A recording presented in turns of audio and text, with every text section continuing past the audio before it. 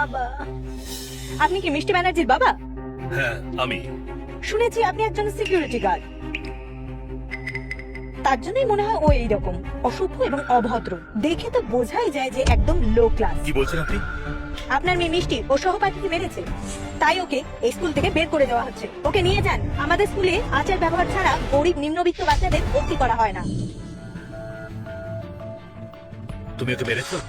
এখনো মারিনি। তাই নাকি? তাহলে রূপমের মুখে এই আঘাতগুলো লাগলো কি করে? ও নিজে নিজেই ব্যথা পেয়েছে। তুমি মিথ্যে বলছে। দেখুন, আপনার মেয়ে এখনই মিথ্যে কথা বলতে শিখে গেছে।